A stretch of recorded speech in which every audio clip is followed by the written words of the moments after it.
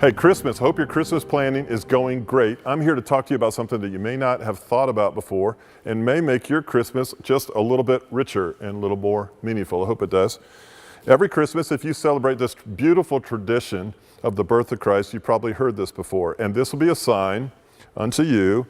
You shall find a babe wrapped in swaddling cloths, lying in a manger. You've heard that before. What's that all about? Think about something for a minute. Written by Luke, a doctor who understands medicine, understands germs, bacteria, disease, and also is a meticulous keeper of history. So he writes about this babe wrapped in cloth. Even ministers in churches will say clothes sometimes, but it's actually cloths. Why? Because in this Egyptian culture, in this Middle Eastern culture, back in the first century, when a child was born, they would wrap it in cloths, and interspersed between the cloth was salt. And the reason for the salt was to kill any bacteria. It's not like you're in a hospital, you're in a manger. So there's this cleanliness aspect of things to ward off infection. So this babe is wrapped in these, almost like a mummy, like burial cloths. And isn't that appropriate? This babe wrapped in burial cloths.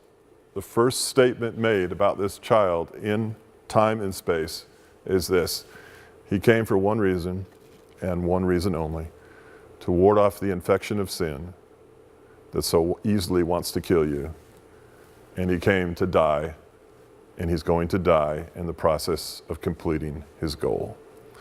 So this babe grows up in wisdom and stature to be as the Savior of the world, to die for you, and it's the first statement he makes about his infancy. I've come to die. I'm a man of sorrows, acquainted with grief, and I've come with my face like flint towards Jerusalem. Even as a child, he's telling us, I came here to die for you at great expense.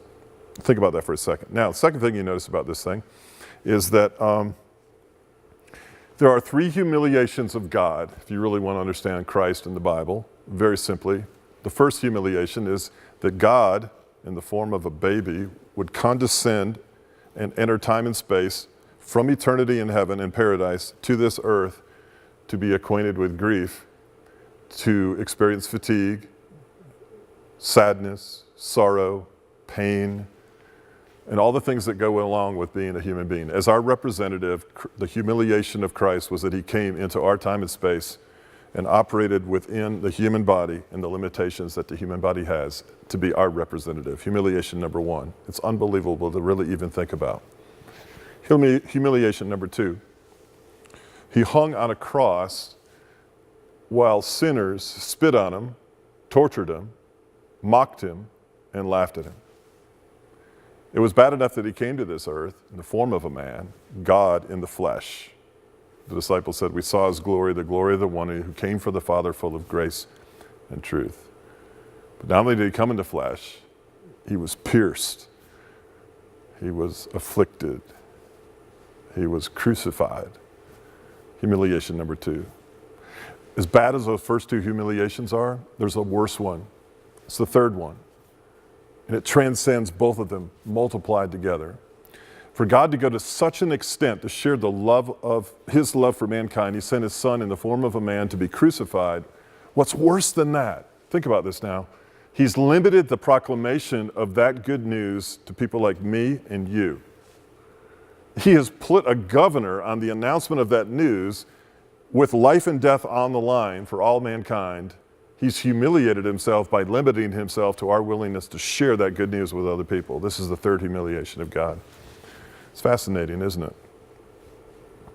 Last thing about that birth is kind of interesting. Not only was he in burial cloths, but he was in a manger. What is a manger? A manger is just a little feeding trough, just a little trough where animals would eat out of.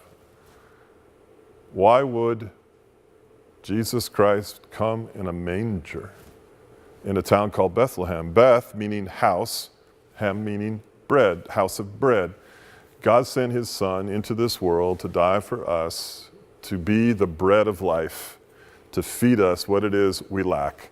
I don't know what you lack today, whether it's satisfaction, purpose, meaning, direction, forgiveness, a clear conscience, compassion, insight, an understanding of who you are, or the power of God in your life. But he came to feed you something. He came to grow you up. He came to make you stronger. And the two things that God says in the form of a little baby are this: I've come to die for you, I'm coming after you. In addition to that, I've come to nourish you. I am the bread of life.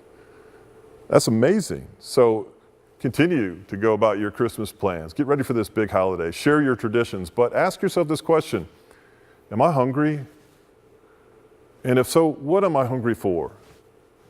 Better said, who am I hungry for? Now look at all the ways you try to meet that appetite in your life. Look at your boyfriends and your girlfriends, and look at your successes, look at your academics, look at your family, look at money, look at power, look at prestige, look at business, look at procrastination, look at rationalization, look at them all. Do they satisfy you? Question: could you not actually live with this resurrection life of Christ who came to die for you? Second, could he not satisfy you? And is he not telling you this Christmas that he died in a manger that you might have something to eat of a spiritual sense? He told his disciples, I have food you know nothing about. I wonder, does he have something for you to digest this Christmas, to give it a richer, fuller meaning? But not just for Christmas, for every day of your life. I have found Christ to be the bread of life, and I found him to be incredibly satisfying and fulfilling. He strengthens me. He sends me on my way, and he died so that I can live. I hope you experience that very same thing, and I hope you have one of the best ever Merry Christmases you've ever had. Think about that. And Merry Christmas.